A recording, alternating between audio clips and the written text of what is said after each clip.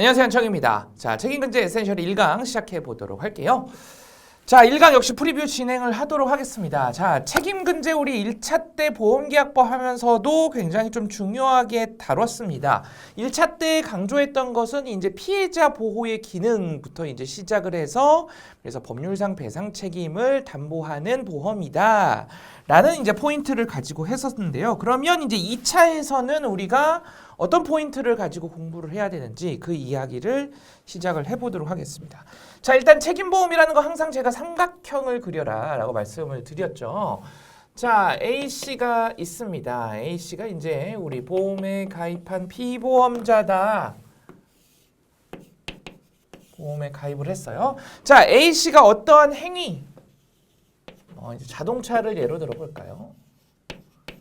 자동차를 이제 운행을 하다가 사고가 나서 피해자가 발생을 했습니다. 자, 그러면 A는 피해자에게 법률상 배상 책임을 지게 되겠죠. 법률상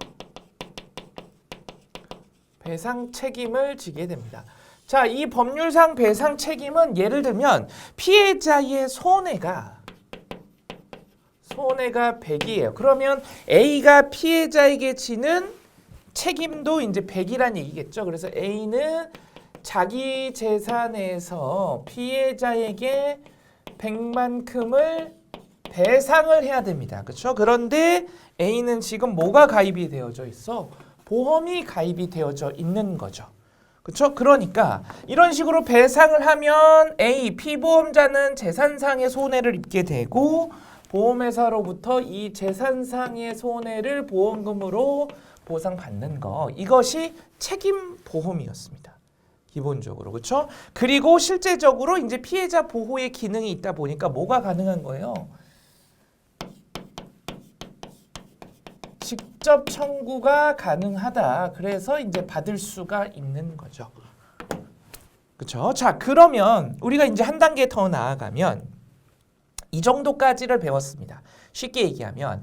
자, 그런데 이 사고를 볼까요? 이 사고는 이제 자동차 사고예요. 그렇죠? 그럼 자동차 사고에 관련된 법률상의 배상 책임을 피보험자가 지게 될 겁니다. 그렇죠? 그래서 이것을 담보하는 이 보험의 이름을 자동차 배상 책임 보험 이렇게 해볼게요. 자동차 책임보험 해도 좋습니다. 그리고 이제 우리 보통은 줄여서 배책이라고도 부릅니다. 이름은 상관은 없고 어찌됐든 이게 자동차 배상 책임보험이라고 보겠습니다. 그러면 이 자동차 배상 책임보험은 어떠한 법률상의 책임을 담보하게 되느냐? 자, 기본적으로는 피보험자가 잘못을 했단 말이야. 그렇죠? 잘못을 해서 피해자가 손해를 입었기 때문에 이 법률상 배상 책임의 가장 기본이 되는 것은 우리 민법상의 불법행위 책임일 겁니다. 자, 여러분들 이것들은 사실은 우리 1차 손해사정이 일어날 때 다 했어요. 책임근제 교재의 서두 부분을 초반부를 보시면 사실은 우리 손사이론 1차 교재 내용 거의 그대로입니다. 그거를 복습한다 생각하시면 되겠어요. 그래서 제가 강조 드렸잖아요. 여러분들 1차 때부터 열심히 하시라고. 자, 다시 와서. 자, 민법의 불법행위 책임일 겁니다. 그렇죠? 그리고 이제 자동차 사고기 때문에 자동차 사고의 특징은 뭐라 그랬어요? 빈도도 높고 사람이 다쳤을 때 심도도 높아요. 그런데 그러면 사회적으로 문제가 되는데 원래 이런 위험은 어떻게 해야 된다 그랬어? 회피를 해야 돼. 근데 자동차를 안 타고 다닐 수는 없잖아. 그러니까 국가에서 피해자가 손해를 배상받는 것을 우리가 법적으로 보장해 줘야 되겠다. 이거를 법으로 만든 것이 자배법이었습니다. 그렇죠? 자동차 손해배상 보장법. 그래서 이 자배법상의 책임을 또 지게 돼요. 자, 그러면 우리가 이제 이 책임근제 과목에서 결국에 최종적으로 구해야 되는 거는 바로 이겁니다. 어쨌든 보험 과목이기 때문에 최종적으로 구해야 되는 건 바로 이거예요. 보험금을 구하는 거지. 그런데 보험금을 구하려면 약관에서 어떻게 계산한다 이것을 적용해서 하는 건데 그 전에 해야 될 것이 뭐야? 보험금이 지급이 되려면 기본적으로 피보험자의 법률상 배상 책임이 인정이 돼야 다음 단계로 넘어가는 겁니다. 되시겠죠? 그래서 순서가 이게 1번이고 이 약관을 보는 것이 2번이야. 되실까요? 그래서 책임근제는 크게 둘로 나뉘자면 책임근제 시험 영역을 크게 둘로 나누면 법률상 배상 책임 파트와 약관 파트로 나눌 수가 있겠어요. 그럼 법률상 배상 책임 파트에서 어떤 걸 배울까? 이런 것들을 배우는 거야. 어떠한 법률상의 배상 책임들이 있는지를 배우는 겁니다. 예를 들면 우리 1차 때도 잠깐 나왔던 자, 또 예를 들어볼게요. 피보험자가 있는데 이 피보험자가 제조업자입니다. 물건을 만드는 제조업자야. 그런데 이제 소비자가 있겠지. 소비자가. 근데 이 물건의 제조상에 결함이 생겼어. 그래서 소비자가 피해를 입어서 피해자가 됐단 말이죠. 그럼 피보험자는 당연히 여기에 대한 법률상의 배상 책임을 지게 됩니다. 그리고 이것을 담보하는 보험이 제조물 배상 책임 보험인 거예요.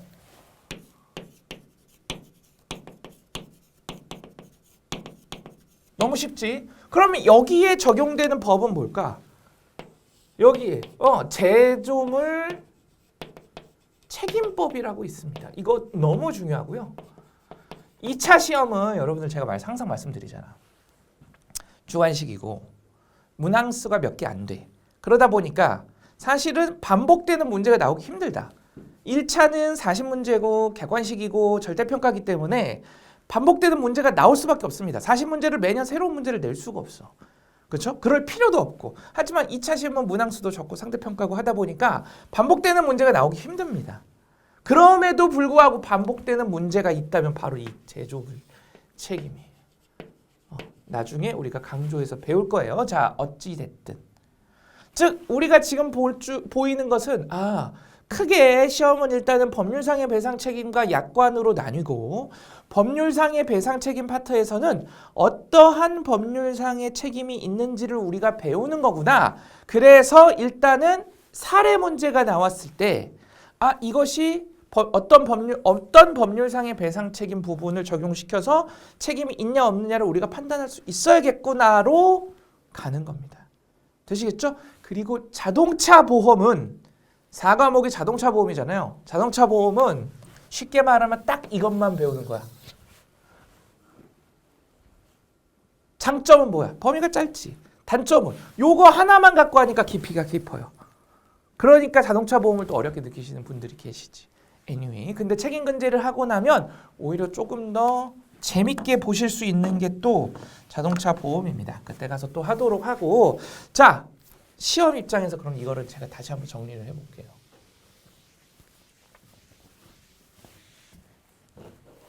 자, 시험 입장에서 정리를 해보면 지금 정리한 것은 우리는 크게 두 가지였다. 자, 책임보험은 삼각형 구조로 이루어져 있는데 첫 번째 영역이 뭐다? 법률상 배상 책임이었습니다. 그렇죠? 법률상 배상 책임이었고요. 두 번째는 약관이죠. 보험금을 주는 약관. 그래서 이 약관상에 보상 책임이 있느냐 또 그리고 얼마냐 계산. 크게 이렇게 나눌 수 있겠습니다. 그래서 이제 첫 번째 법률상 배상 책임을 따지는데 대표적인 것이 바로 아까 얘기했던 민법상의 불법 행위 책임이다. 그리고 이것과 가장 비교가 많이 되는 것이 채무 불이행 책임이 되겠고 그 밖에 제조물 책임부터 시작해서 많은 것들 자배법도 있고 많은 법들이 있습니다. 이것들을 하나하나씩 배울 거예요. 하나하나씩. 되시겠죠? 자, 그리고 두 번째로 이제 이 그렇다면 약관. 이 약관은 어떤 식으로 구성되어 있느냐?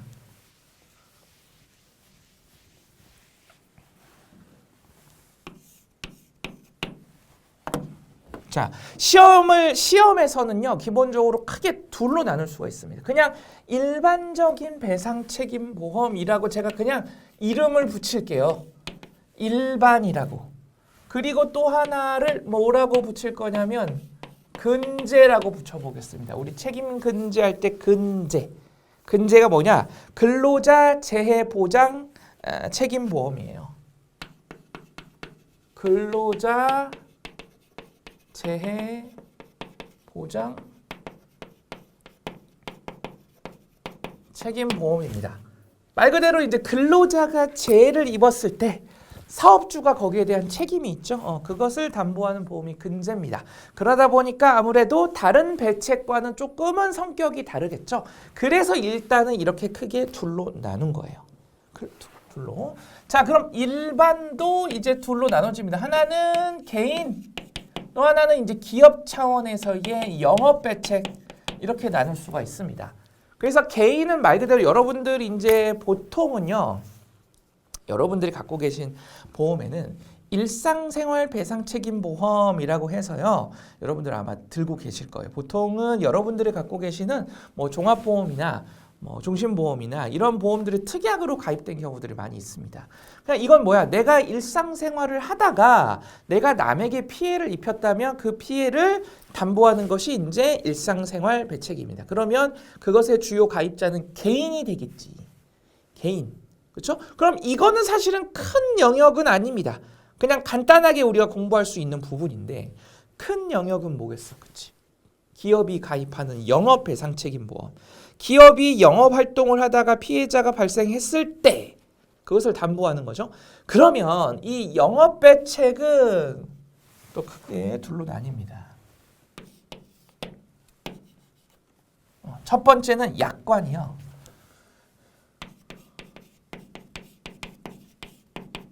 국문약관이 있고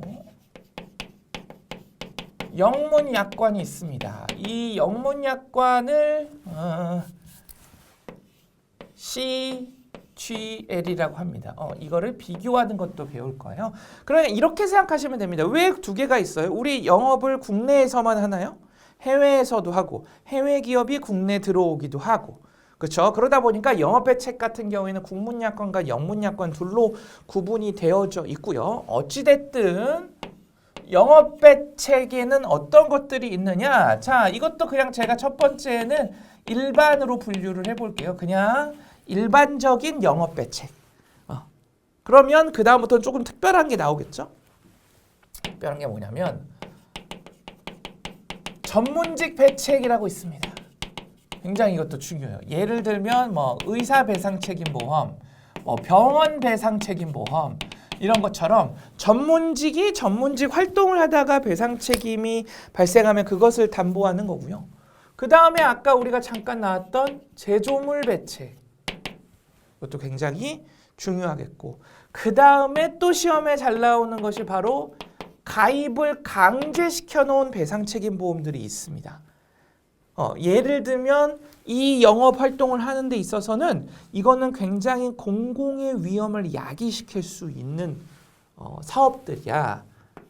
예를 들면 가스 사고 같은 거. 그래서 가스 사고 배책. 아니면 일정 규모 이상의 특수 건물. 이 특수 건물에 대한 어떤 배상 책임 보험, 여러 명이 이용하는 업소, 다중 이용 업소 배상 책임 보험 같이 이러한 취지로 가입을 강제시키는 보험들이 있습니다. 이것들을 배울 거예요. 이것들을. 그럼 사실 일반적인 부분은 그냥 여기에 보통약관을 우리가 공부하면 다 적용할 수 있는 거고 특징이 있는 것들은 이거지. 그래서 이거가 각각 한 문제씩 나옵니다. 한 문제씩. 계산, 사례, 약술 어느 형태든 상관없습니다. 요즘 시험의 특징이에요. 그게 옛날에는 약술과 계산 문제의 영역이 사실은 나눠져 있었는데 요즘은 그렇지 않습니다. 요즘은 자, 자세한 것들은 또 진행하면서 이야기를 하도록 하고 자, 그러면 이제 간단하게 얘기해서 국문약관과 영문약관 부분을 잠깐 여기다가는 근제를 여러분들이 이어가셔야 되죠. 이렇게 해서 써주세요. 자, 제가 빈 공간에다가 알아서 여러분들이 제가 이 국문약관과 영문약관 CGL 방식을 간단하게만 비교해 보면요. 우리가 1차 때 배웠던 개념을 통해서 국문약관은 열거 위험 담보 방식입니다. 영문약관은요. 포괄 위험 담보 방식이야. 이거 기억나세요, 여러분들? 우리 1차 때 이거 시험 문제에 나온다라고 해서 열거 위험 담보 방식이랑 포괄 위험 담보 방식 했었잖아요. 열거 위험 담보 방식은 내가 담보하고자 하는 것을 선택해서 열거해 놓은 것만 담보하겠다라는 겁니다. 그러니까 방식이 기본적으로 적용되는 보통 약관이 존재하고 내 필요에 따라서 이제 특약들을 가입하는 방식이죠. 그런데 포괄 위험 담보 방식은 그냥 다 커버하는 거잖아요. 하나의 약관으로 다 커버하는 방식입니다. 그러다 보니까 나중에 가서 배울 때 CGL은 통으로 배우고요. 통으로 배우고 국문약관 같은 경우에는 영업배책 보통약관을 배우고 수많은 특약들을 우리가 배우게 됩니다. 그래서 그러면 특약 중에 한 문제도 시험에 나오겠지. 그렇죠? 그렇게 생각을 해주시면 되고 자 그리고 이제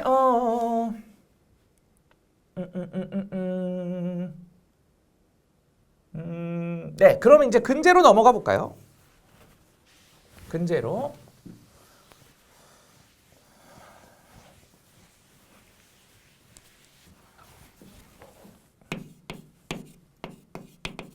자, 근로자 재해 보장 책임 보험으로 넘어가겠습니다. 근로자의 재해에 대해서 보상해 주는 거예요. 그럼 이거는 근로자가 일하는 공간, 사업장에 따라서 분류가 또 나뉩니다. 국내 사업장, 해외 사업장, 그 다음에 선원, 배 타는 선원, 선원 사업장 이런 식으로 나뉘고요. 자, 기본적인 구조 원리는 똑같습니다. 그 안에 내용이 조금씩 다른데 기본적인 것은 이렇게 나뉘어요. 기초보험과 초과보험으로 나뉩니다. 자, 무슨 얘기냐? WC와 EL이라는 걸로 나뉘는데요. WC가 기초보험이고 EL이 초과보험입니다. 즉 무슨 얘기냐면 WC는 기본적으로 들어야 되는 보험이에요. 최소한 이 정도는 들어줘야 된다. 그러면 한도가 존재하겠죠. 그리고 이 한도를 넘어서는 한도를 초과하는 손해가 발생하면 그것을 담보하는 것이 이제 EL입니다. 그럼 이 관계가 어떻게 되느냐? 자, 이런 거죠. 자, 우리 책임보험 삼각형. 자, 피보험자가 있습니다. 피보험자가 보험을 가입을 해요. 그러면은 여기서의 피보험자는 누굴까? 근제보험에서 피보험자는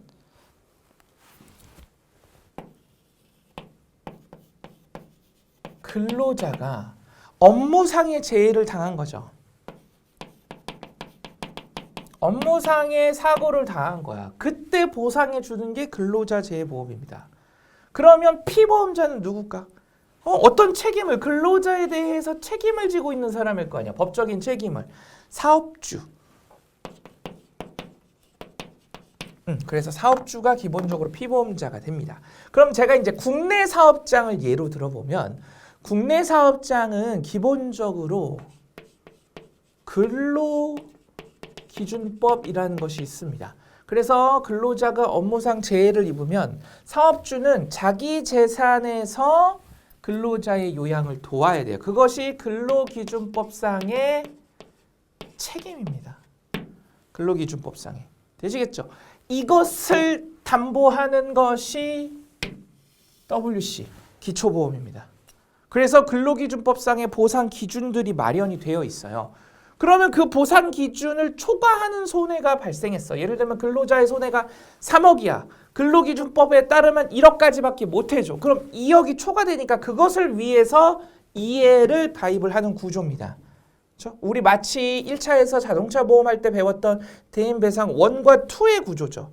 그렇죠? 그래서 이것처럼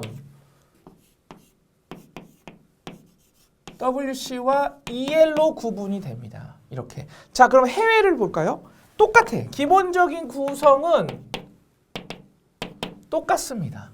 다만 어떤 점에서 차이가 나느냐? 선원 같은 경우에는 자, 국내 사업장은 근로기준법이죠. 선원 같은 경우에는 선원법이 존재합니다. 그래서 선원법상의 책임이에요. 선원법상의 책임. 되시겠죠? 자, 그러면 해외 사업장으로 가면 사실은 해외 사업장은 해외에서 일하기 때문에 우리나라의 노동 관련된 법을 적용시킬 수가 없습니다. 그렇죠? 그러니까 어떻게 발전을 하냐? 상품이 적어도 해외에서 일하는 사람은 우리나라에서 보상받을 수 있는 수준까지는 만들어줘야 되지 않을까? 그렇게 해서 부과되는 특약들이 존재하게 돼요. 이제 포인트가 좀 보이세요? 기초는 그럼 국내 사업장이 기본입니다. 이걸 기본으로 가져가서 공통적으로 적용되지만 선원 근제의 포인트는 선원법이 되겠고 해외 근제의 포인트는 특약이 되겠지.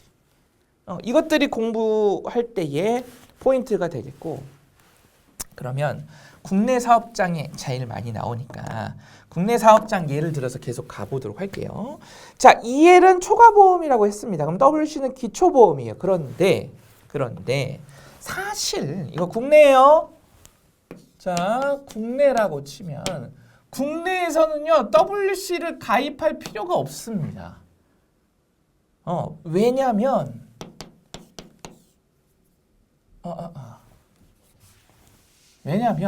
별도의 산재보험이 존재하기 때문에 그렇죠. 국가에서 운영하는 산재보험이 존재합니다. 산재보험은 뭐냐면 근로자를 사용하는 국내 사업장이라면 거의 아주 특별한 예외를 제외하고는 의무적으로 가입을 해야 되는 보험입니다. 되시겠죠? 그리고 이것이 또 보상 기준이 근로기준법상의 기준보다 더 높아요. 더 많이 해줍니다. 그럼 사업주 입장에서는 어차피 의무적이기 때문에 산재를 가입을 해야 돼. 그러면 민영보험회사한테 근제를 가입할 때 굳이 WC를 가입을 할 필요가 없다라는 얘기지. EL만 추가적으로 가입하면 됩니다. 그렇죠? 그러면 우리는 최종적으로 결국에는 뭐를 구하는 거다? 최종적으로 결국에는 근로자에게 지급되는 보험금을 구하는 거잖아. 그렇죠? 그러니까 따라서 결론. 시험에는 어떻게 나오겠어요? 국내 사업장이 시험에 당연히 자주 나오는데 시험에는 어떻게 나오겠어? 산재 구해서 그렇죠? 산재 구하고 그것을 초과하는 손해인 EL까지 우리가 구할 수 있어야 돼. 이게 시험 문제입니다. 결국에는 되시겠죠? 그러니까 실제적인 시험 문제로 들어가 보면 예를 들면 근로자의 손해가 이만큼 있어. 근로자의 손해가. 그럼 여기서 우리는 우리의 임무는 보험회사, 민영보험회사에서 보험금을 얼마 줄까가 우리의 임무입니다. 이것을 사정하는 것이. 그렇죠? 그러면 근로자의 손해가 이만큼인데 산재에서 요만큼을 주네. 그렇죠? 그러면 보험회사에서는 EL로 요만큼만 주면 되겠네라고 해서 이것이 시험 답이 되겠지. 하지만 이걸 구하기 위해서는 이걸 알아야 되겠지. 그렇죠? 그래서 산재까지 공부를 해야 되는 거예요. 결과적으로는 공부를 해야 되는 거고 그리고 해외에서는 특약, 선언에서는 선언법상의 기준이 별도로 마련이 되어 있기 때문에 그걸 포인트로 가져가시는 거다. 이것이 책임근제 과목입니다. 우리는 이것들을 배우는 거예요. 되셨죠? 그래서 이제 과정 우리 지금 과정이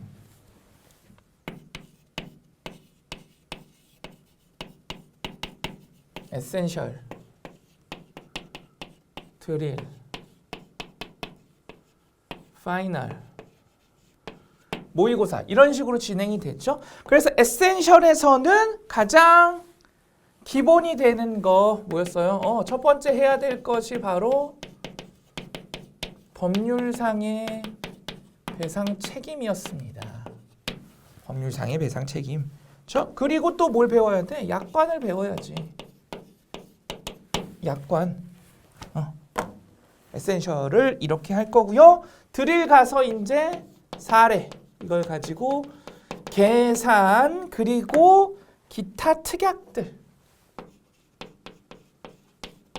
추가되는 특약들 할 겁니다. 그렇죠? 그리고 파이널에서 이제 정리하고 모의고사 보고 이런 식으로 진행을 할 거예요.